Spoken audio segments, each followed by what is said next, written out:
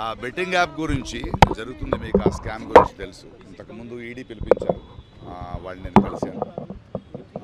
ఇందులో నా భాగస్వామ్యం లేదండి. 2016లో అప్పుడు ఇంకా బెట్టింగ్ స్టార్ట్ అవ్వలేదు. ఒక యాప్ గురించి యాడ్ చేశాను. ఆ తర్వాత అది బెట్టింగ్ అయితే దాని నుంచి నేను తప్పుకున్నాను. I did not take payment అంటే ఓకే అన్నారు. సిఐడికి కూడా ఒక సార్వజనికులు ఒకరు కంప్లైంట్ చేశారు మన పేర్లన్నీ చెప్పి. సో దాని గురించి పిలిచారు అండ్ వెళ్ళి మాట్లాడాను. 2017లో ఇక్కడ బ్యాన్ అయ్యింది. 2016లో ఇంకా బెట్టింగ్ స్టార్ట్ అవ్వలేదండి. ఆ యాప్ ఒక గేమ్ అనుకుని మేము చేసామండి. ఆ తర్వాత తెలిసింది బెట్టింగ్ యాప్ ఈజ్ రాంగ్, అందువల్ల నేను కంటిన్యూ చేయలేదు. ఆ డీటెయిల్స్ ఇచ్చాను. ఆ తర్వాత ఏదైనా చేశారా, వేరే కంపెనీస్ ఏదైనా చేశారంటే లేదండి అని చెప్పాను, అంతే. బ్యాంక్ స్టేట్మెంట్స్ని అప్పుడే ఇచ్చాము, అందులో ఏమీ లేదని తెలిసింది.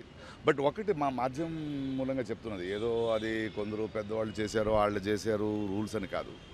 Betting app is wrong. Okay, అది చాలా యంగ్స్టర్స్ జీవితాలు పాడైపోతున్నాయి.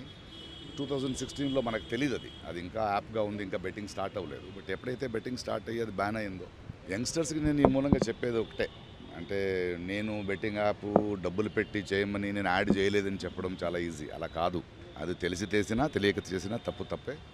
యంగ్స్టర్స్ ప్రజలు అర్థం చేసుకోవాలి. మనం కష్టపడదాం, కష్టపడి సంపాదిస్తాం.